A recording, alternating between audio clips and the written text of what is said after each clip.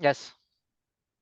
So, welcome to another show. Today we have Matt Larsson on, who is an expert on large-scale change to sustainability and is the author of the book How Building the Future Really Works. So, welcome to today's show, Matt.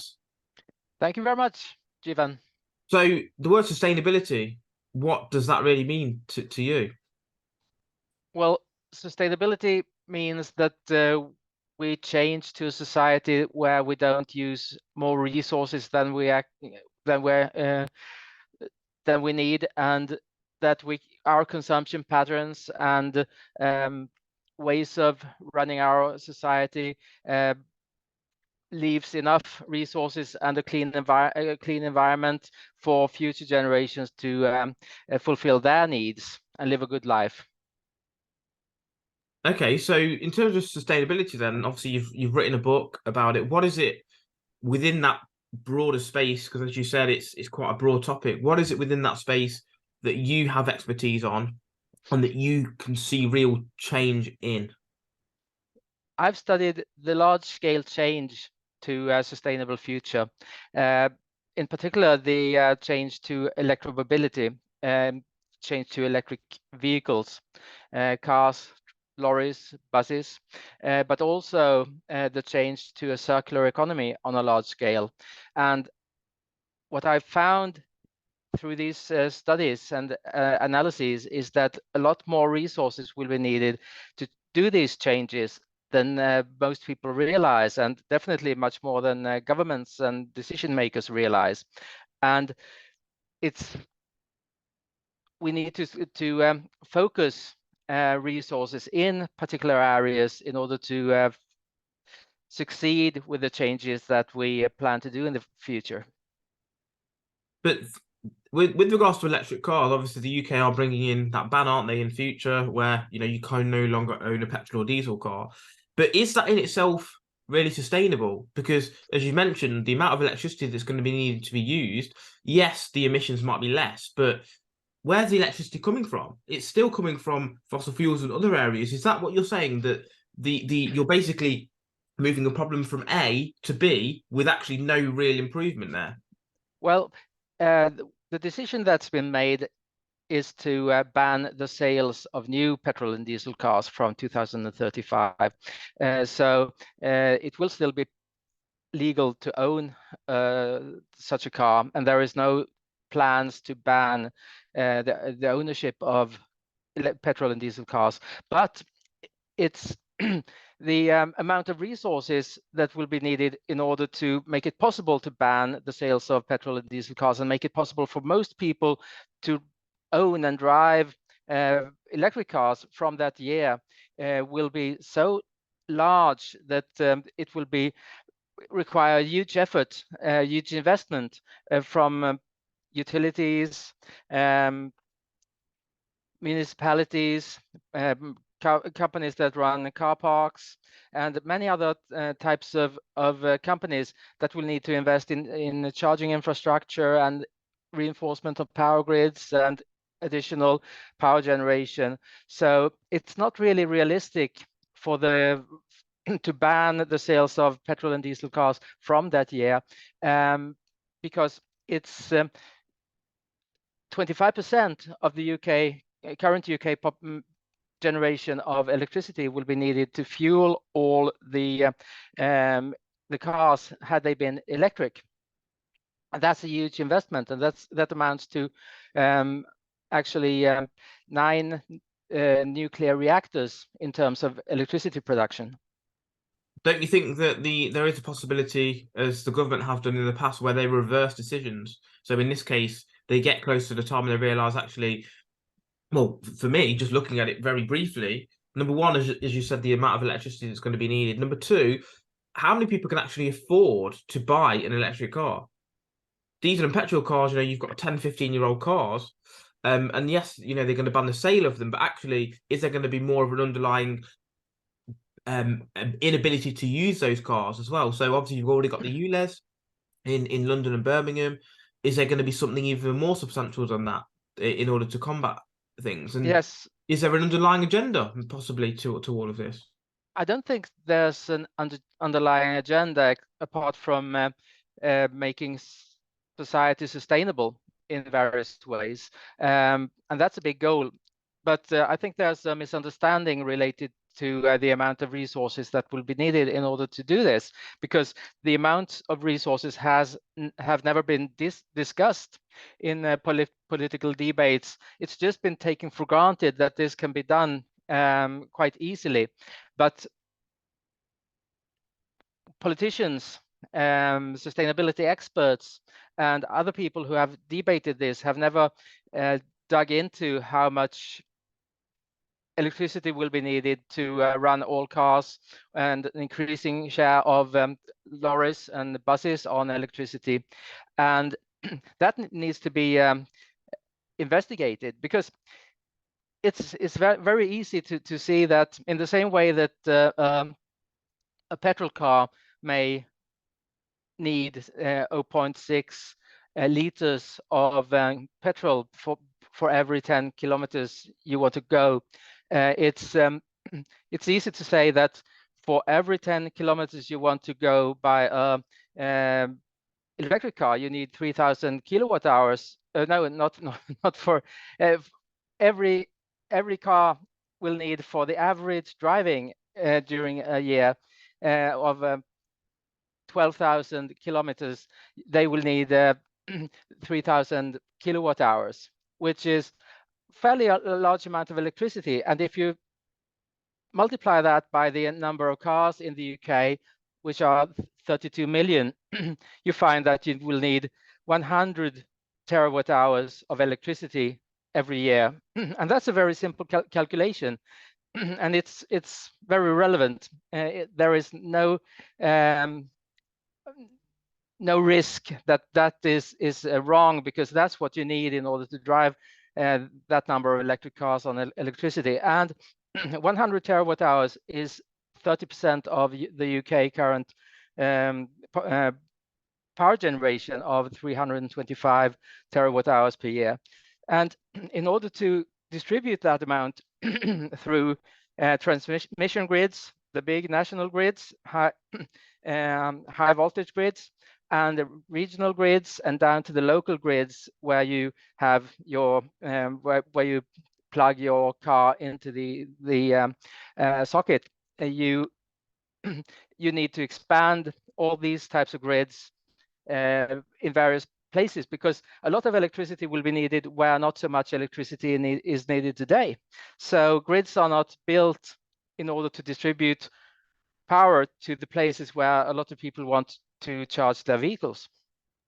Yeah, I mean, So, the thing is, like, you thought about this, and my question would be then, surely someone within that department, or who's driven the change for this sort of electricity based cars, as opposed to sort of fuel based, let's say, they would have thought about this. Now, obviously, for me as well, it's not just about the electricity versus the petrol.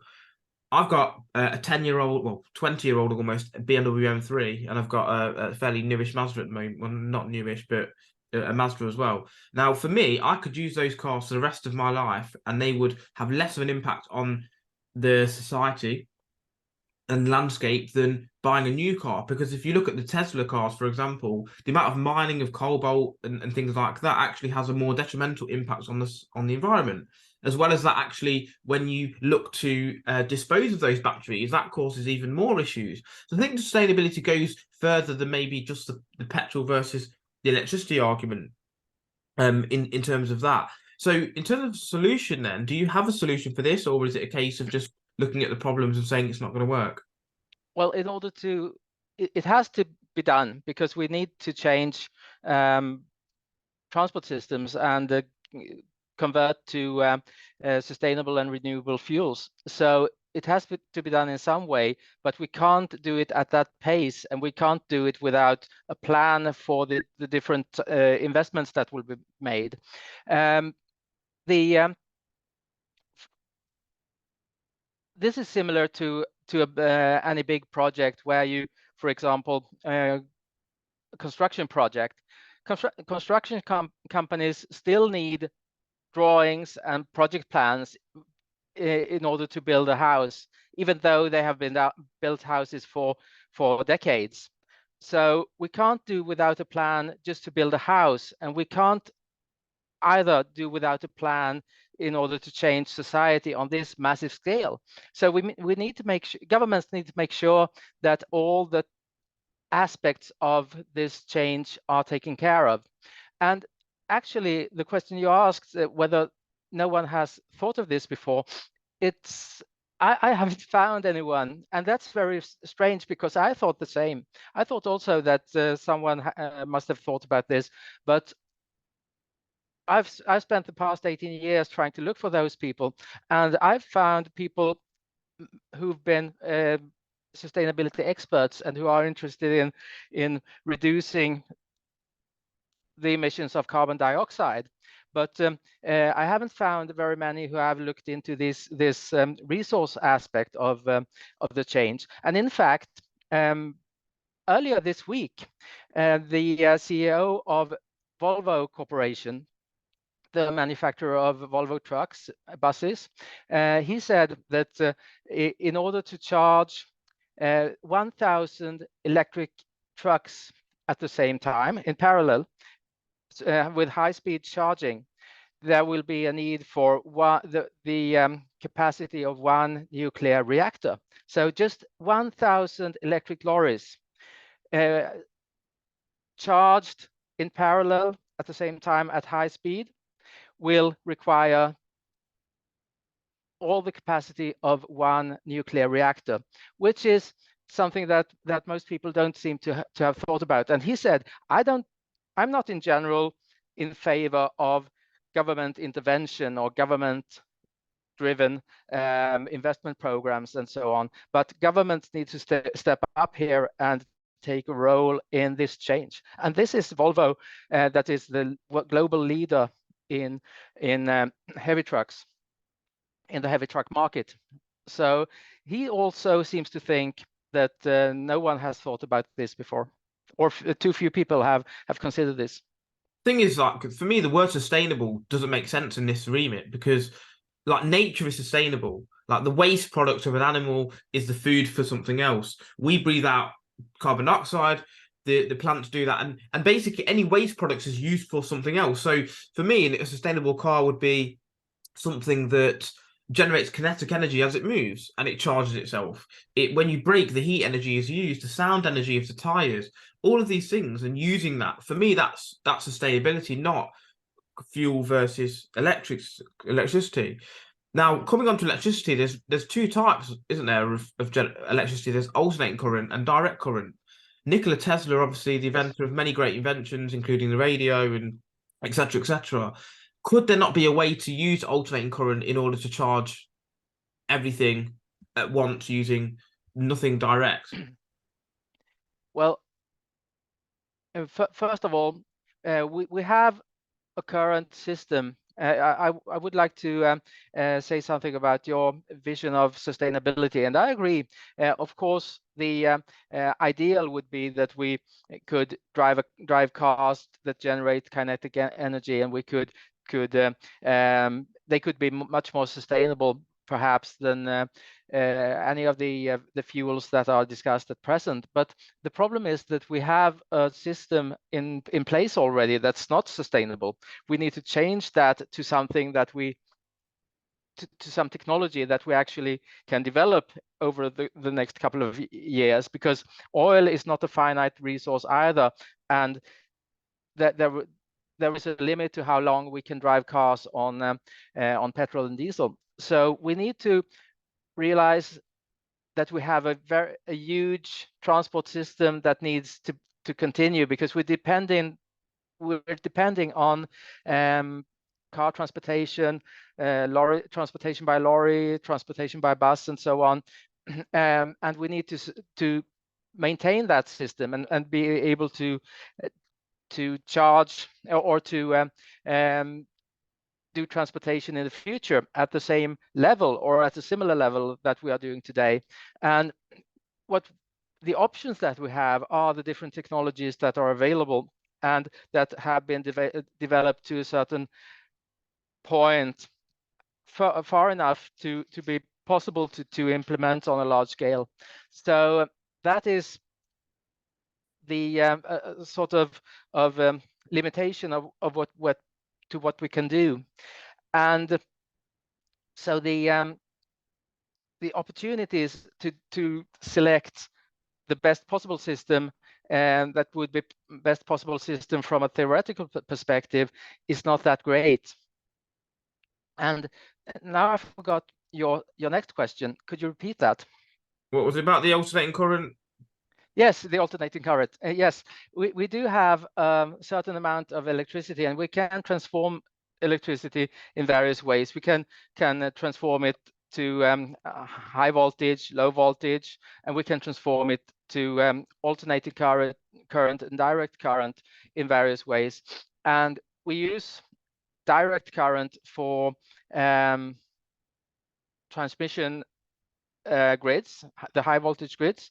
We use alternating current for distribution grids and for our house appliances and so on. So and that's for practical purposes. It's more efficient to do it and to minimize losses and so on. And we also have installations here everywhere that are built up based on the grids and the technologies that we have. And when we plan for the near future, we can't change perhaps even if there were a technology, were a solution that would be much better than the ones we already have, we can't simply change everything because it would be too high cost and take too much time. So we need to build something that makes an intelligent use of the resources we already have and builds on the resources we already have while we transfer society into the future, into a future where we can do further transformation, but we can't do everything at once. So what sort of timescales would you envisage then? If obviously you're saying that 2035 is too soon, where would you see things going? Would it be 2050? Would it be something further along the line? And again, would it be a case of not necessarily rushing things, but making sure we have the correct infrastructure? Because as I said, I think, again, Tesla invented these things ages ago where you can turn a light on from across the room without needing a wire. We do that with broadband, don't we? It's everything's through the air. Is there not a way that we can use electricity to do that would solve all issues? Is that the key possibly? Well, there are solutions for inductive power transmission, but inductive can be done over short distances only. You can't transmit electricity long distances via inductive technologies at present, at least, because it then disappears into thin air as heat. So it would be possible to again to change radically, I think, but we need to make sure that we have an understanding of the different changes that we need to make. And as we don't have that at present, people don't know, or very few people have an understanding of what will be needed. And in the absence of that understanding, we can't make detailed plans for the change. So much more analysis needs to be made of how far we can change based on the existing resources, how rapidly we can expand power generation, how rapidly we can expand power grids, how rapidly we can expand charging infrastructure, vehicle fleets, because all of those are facing different limitations in terms of the opportunity to change. And so it's not possible to say, for me at least, to say how quickly we could do it, because it needs to be analyzed, and we need to understand what different investments that will be needed. One further limitation and bottleneck is the few people who really understand this and who are able to take on these different challenges. I am one of the few people in the world who has studied the large scale change from the resources perspective, and very few people have done that, and many more than I need to build this competence in order for us to be able to do the change. And there are also too few electricians, too few project leaders for installation projects, and there are very few what I call electromobility strategists and electromobility architects who can build and design the systems that we need for electromobility in the future. So and also there are differences between countries. So I have studied Europe as a whole. Can make some examples from Germany, the UK, Sweden, Italy, Poland, etc. I can mention some examples of the change challenges in the United States, but these are very different for different countries. So the pace that we can do in Sweden may not be the same pace that you can do in the UK or that they can do in the United States, because there are differences in terms of power generation, power grids, vehicle fleets, and also substantial differences in how far people drive, which determines the amount of electricity each person will need. In the US, they drive twice as far per year on average as we do in Europe, which means basically that they need twice as much electricity to drive that vehicle fleet compared to how much we need here in Europe. So could there be a case then of you mentioned distances where there's just everyone doesn't own a car? It's like where there's cars already charged, and you're coming to a next junction or the next charging port, you swap yours, you take the new car, and you go off and you keep doing that. Is it a case of maybe that being the case? Because I know the World Economic Forum and Davos have a philosophy that we're going to own nothing and be happy about it. Is this part of that process as well? That's another idea, but with each change requires resources. None of these changes can be done without resources, and the most resource intensive change is often the change to people's lifestyles and their behaviors. So just getting people to accept the idea of not owning their car, not owning their hairbrush, or hair dryer, not owning their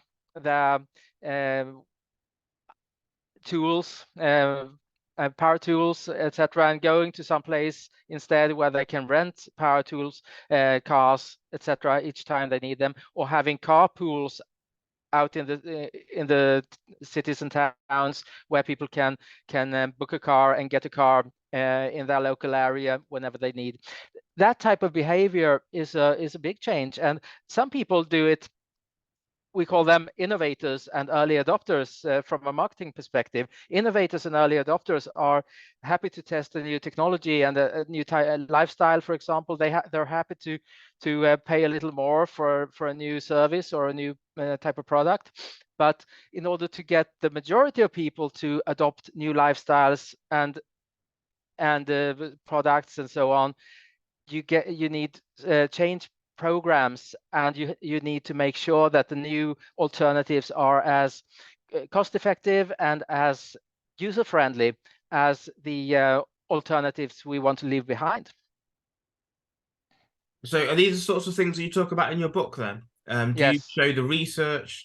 Do you provide the problems with possible solutions in there as well? And is it a case of arguing, again, we'll use the initial example of 2035 being too soon because of X, Y, Z reasons, and this is what I would suggest based on the research? Yes, absolutely. I take a lot of examples from the past, like the Apollo program and how NASA were in charge of building up the technologies from virtually scratch to fully functioning large-scale technologies for sending a man to the moon and bringing him safely back to Earth, and the development of computers, the development of airplanes and aviation technologies, all of those, also mobile telephony and these the merge between computers and mobile phones. All of those examples indicate that very large time spans are needed in order to develop the new technologies, and it's often not until 50, 60, 100 years into a technology's development that we get this thrust of usage where they become useful for a wide range of purposes and so on. Computer development was started in 1940s after the Second World War, and it was not until the 2000s, early 2000s,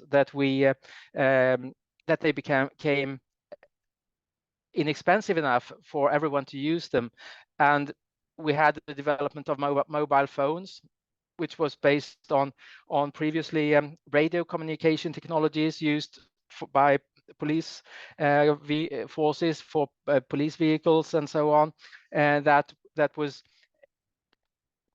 packaged into mobile phones and then continued as the development of mobile phones, and that development has been going on for a large part of the 20th century.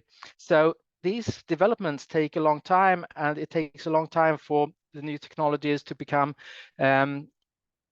usable and inexpensive enough for everyone to be able to purchase a mobile phone and use it on a regular basis. Could it not be a case of the other way around, where when you set a deadline, you are then forced to come up with solutions ahead of that time? If you always wait for things to happen, you maybe don't have the level of urgency you need to get these things done. Is that maybe why they've done it, to force innovation and force solutions ahead of that time? Yes, but even if you try to force the innovation and development and enforce investments to be made, you still need a plan. The Apollo you even need more of a plan. You need a more detailed plan and a more closely managed change program in order to compress the time period of the change, because they did this in the Apollo program. With computers, I have the impression that they just took every step one at a time, and they saw the results, and they said, oh, we could use this computer now to do this, and we now we have a lot of computers with a lot of information. Now we need to build a network in the United States so that the universities and research centers are not so vulnerable to attacks from our enemies. So they built the internet, basically, the ARPANET, as it was called when it was first developed. So they didn't do that against a specific time scale from the beginning. But in the Apollo program, John F. Kennedy said that I challenged the nation to send a man to the moon and bring him safely back to Earth by the end of this decade. And that forced NASA to make a very, very detailed plan and very, very, very detailed program, where they basically, a few months after this challenge, this decision by the president, had made identified all the aspects that had all the technologies that had to be developed and all the system solutions that had to be developed for this to succeed. And they had started to procure the various development and test facilities and started to make the plan for the implementation, the test the test missions that they had to do with the Saturn V rocket before they could send them use it for people to go to the moon. So it's with a more compressed program, you need a much tighter plan. you need much more detailed planning, and you need a bigger budget for the project management, not the other way around. So just setting a tight goal, a very ambitious goal, doesn't mean that you will solve it if you don't have an idea of how it can be solved, or who's going to solve it, or what resources they will need in order to solve it. So in terms of the final solution, the final idea, what is your sort of be all and end all idea that your book has basically alluded to? Well, it's the idea is that in order to do this type of very ambitious change in a short space of time, we will need the plans, and the only organization or the only player that can take the overall responsibility for this is the government. They don't need to do all the investment, but they are the ones, just in the case, like in the case of NASA and John F. Kennedy in the Apollo program, they didn't do everything. They didn't build the rockets. They didn't, but they managed the process, and they procured the development activities, and they identified what is present, what do we have, and what do we need to develop. And they said, oh yes, we do have computers, and they can do this and this and this. But in order to do the Apollo program, we need to do this and this and this and this in addition. And so we need to assign some development projects to suitable suppliers like IBM and others to develop these functionality in the computers. And they said we do have these different components, technologies that we have, but in order to send them to the moon and back, we need them in more miniature scale, and we need them in a lighter version, because otherwise we won't be able to get the rocket out of the atmosphere. So they had to procure technology development, but they also had to procure miniaturization and weight reduction projects for technologies they already had, because they had to have lighter chairs or seats in the rocket and is in the space module and so on, and they had to etc. And so there were a lot of innovation that had to be made, even though some things were in place. And in this case, we have power grids, we have power plants, we have electric cars, but they're not, as you indicated as well, they're not inexpensive enough for everyone to buy them, and we're not sure that they will become inexpensive enough for enough people to buy them in 2035. We do have power plants, but we don't have enough power generation to sustain an entire fleet of electric cars of 32 million in the UK, for example, and we don't have enough power plants in order to charge all trucks and buses that will need charging. So a lot of investments will have to be made, and they can't be made in a random fashion just because governments have decided that they will ban the sales of petrol and diesel cars from 2035. Yeah, definitely. I think there is something that needs to definitely be done. I think that timescale is too soon, as you said, but we'll see what happens. You know, things do change over time. They have changed legislation because of timescales and money, etc. Is there anything that we've maybe not discussed that you want to get across in terms of final points? Yes, there are so many things, because with quite a few people who with a very small number of people who have looked into these things, not so much has been discussed already. But if we look at the different changes that are planned to a sustainable society, each one of these will require very large investments and very large change programs if they are going to be done on a large scale. So for example, to implement plastics, biological plastics or renewable plastics on a large scale, very, very large volumes of feedstock for plastics production will have to be found. And we need to go away from petrol and from petroleum and from natural gas as feedstocks for plastics production, but it's really difficult to identify new raw materials that can be used for plastics production on the scale that so that it could replace the present production processes. So for